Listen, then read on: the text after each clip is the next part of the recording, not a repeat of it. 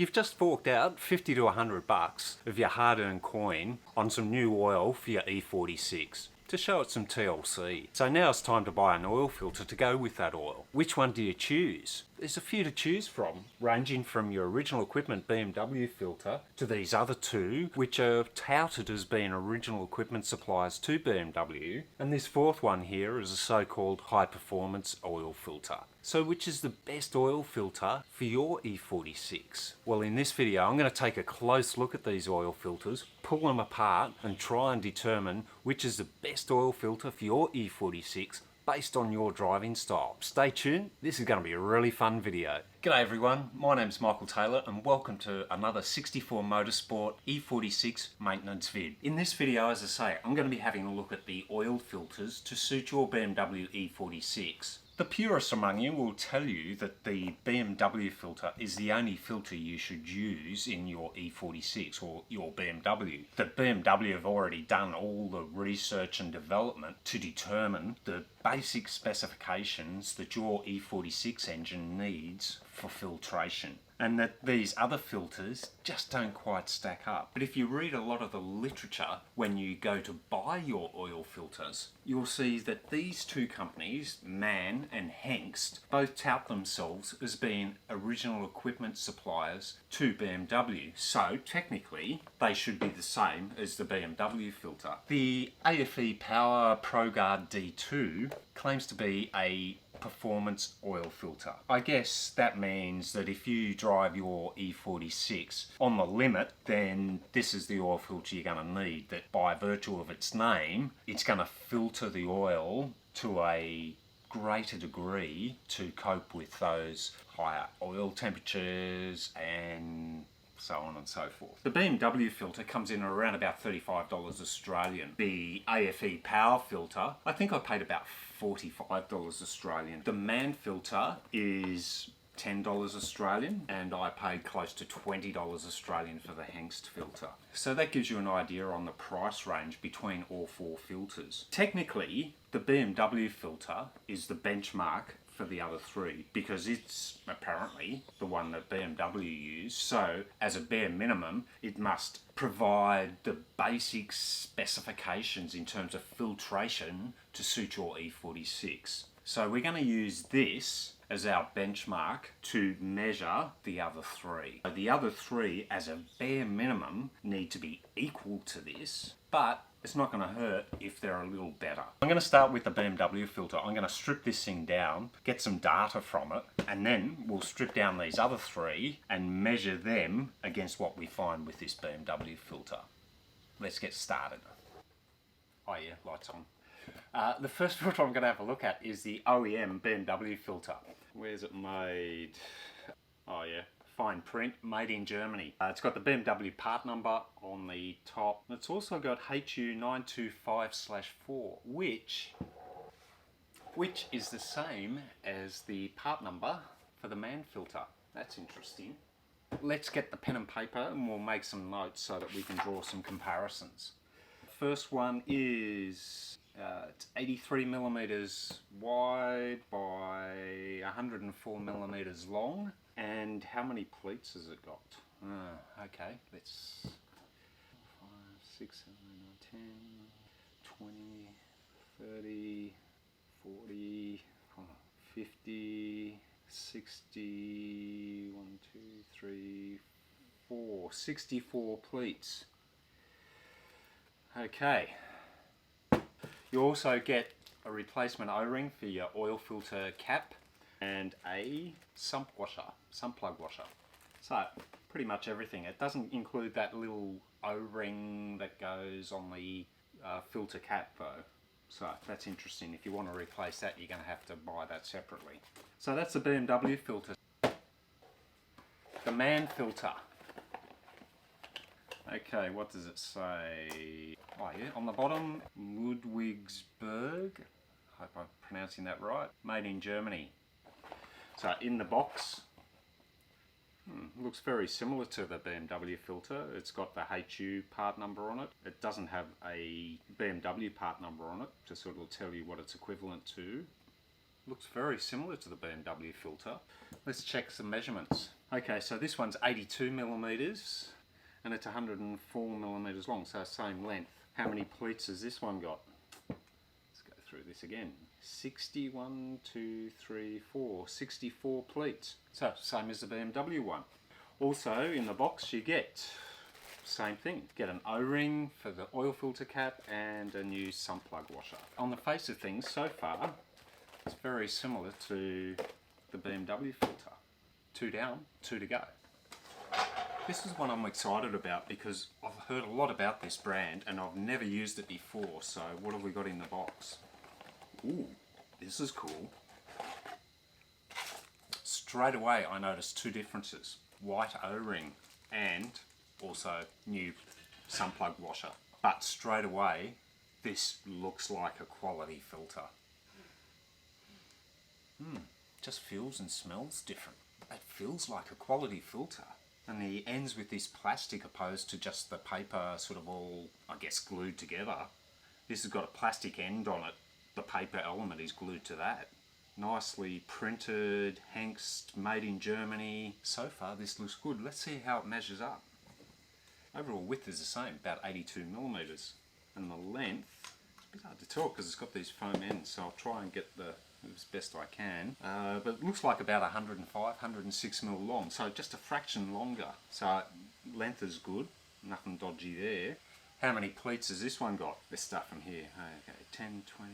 So this one's actually only got 63 pleats. Don't know if that's going to make a difference. We'll find out a bit later on. But overall, I really like this filter. That just feels like a quality filter. The extra dollars, a few extra dollars, so far, I'd be happy to pay for this filter. So, which leads us to our high performance, or technically high performance filter from AFE Power. I bought this filter a while ago, so that's why the box looks a bit crappy. It's been floating around in my garage for 2 years. Ooh, but once again, like the Hengst filter, it's got the plastic ends and then the filter is glued or adhered to these plastic ends with the felt-like ends on it. It doesn't have any engraving on it to sort of tell you what it is, which may make it a little bit tricky when you go to replace it if you can't remember which one you put in. It looks very similar to the Hengst, but I don't know if the build quality is the same. Let's see if there's any other differences. Width is the same as the Hengst at 84 mil, and the length same as the Hengst as well at 106 mil. So how many pleats has it got? Let's see. 69. It's an extra 6 pleats.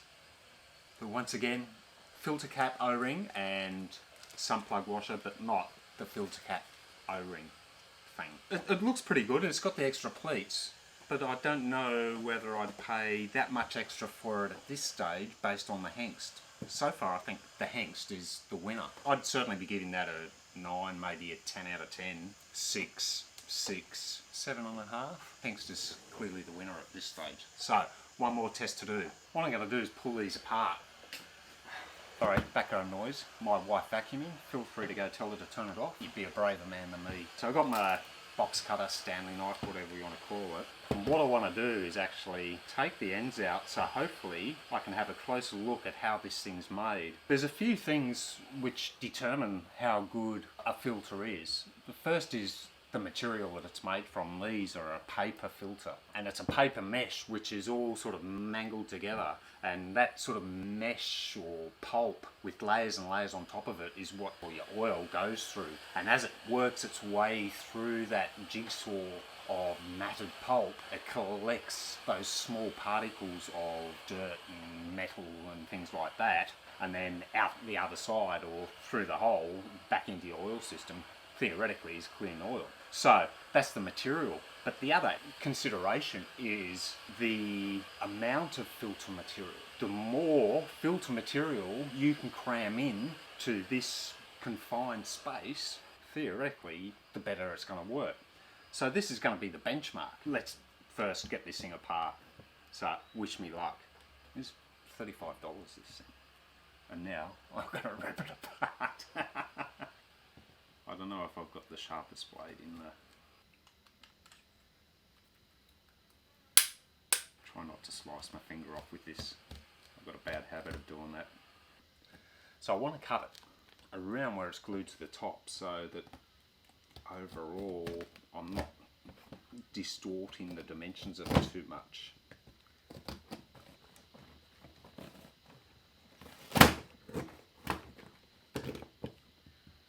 Got the end off. Whoa!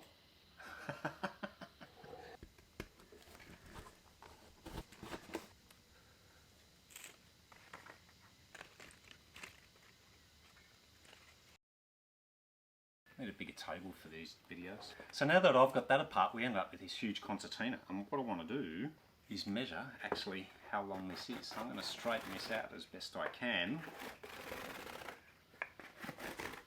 This is the BMW filter. So look how much stuff's in here. I'm going to have to work out a better way to do this. Let me think. I'll move things around because it looks like the light's getting a bit dicky. I'll set up over here and we'll get some measurements. So now I've got the BMW and the MANN filter pulled apart. I'm going to start with those two first. I've got them attached to my table at this end. Now I'm going to get a tape measure. We'll pull them out and see how long these filters are. How much material have they crammed into that 84mm by 104mm filter assembly? Let me grab my tape measure and we'll have a squeeze. So that is roughly 2.5 meters for the BMW. And the same for the MANN. So the BMW and the MANN filter, pretty much exactly the same in terms of filter material that they've used. Now there's one more check I've got to make, but we'll do that in the end. So next, let's have a look at the Hengst and the AFE power filters. Okay, so I've got the AFE and the Hengst filter pulled apart. First I'm going to measure the AFE and then I'll do the Hengst. So let's see how long this is. Remember, BMW and MANN were both 2.5 meters or 2,500mm.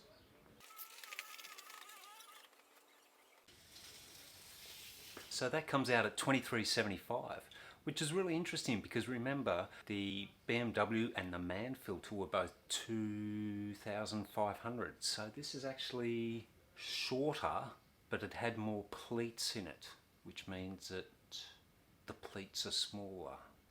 Let's have a look at the Hengst. 2200. That's weird. Let's do one more check. Well, let's get the micrometer out and actually measure the thickness of the paper pulp. And this would be much easier if I had an electronic set of verniers, but like a lot of things at the moment, they're out of stock at the moment. So anyway, manual it is, and I'm gonna have to rely on my eyesight. That's 1mm thick for the BMW, so let's write that down. Next we'll do the MANN filter, and I'm thinking this is going to be the same. Sure is, 1mm. What have we got next? Hengst, 1.2mm. About the AFE, 0.9. Now, as I say, I'm using manual verniers, so an electronic set would be much better, but for the point of the exercise, I think that's as good as we're going to get. Okay, so what can we draw from all that? Whew.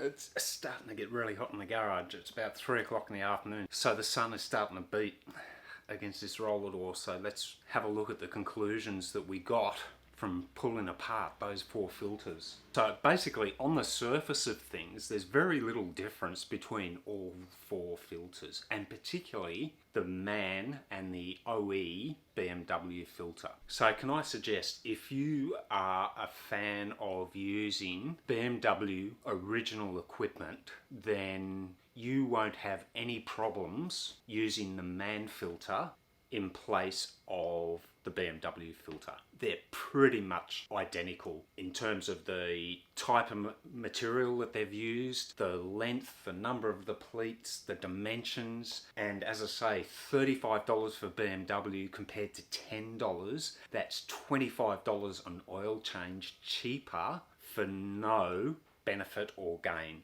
other than to say that you're using OE equipment, and I don't think that's worth 25 bucks. The Hengst and the high performance filter from AFE, there's some real differences there. The build quality of both those filters is exceptionally good. In terms of breaking it down further from that, I just From the moment I pulled that Hengst filter out of the box, you could just tell it was a quality made product. It's made in Germany. Hengst are a company that is an OE supplier to BMW. As a benchmark between the OE product and the Hengst filter certainly takes it up a notch.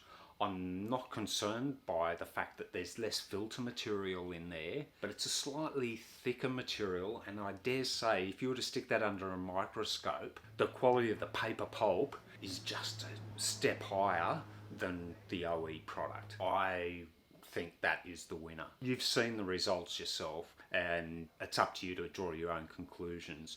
So I hope you've got something out of this video. At the very least, please leave me a like. If you've got any questions, or if you'd like to share your thoughts with our other viewers, please take that extra step and post me a comment below. If you'd like to see more BMW E46 content on maintenance, performance upgrades, and also to follow the build on my supercharged E46 325 Ci, consider subscribing and ringing the bell so you get a notification each time I upload a new video.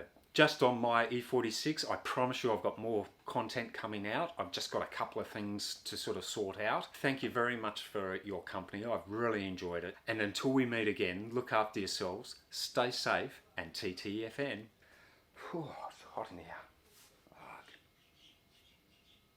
Bloody glasses are fogging up.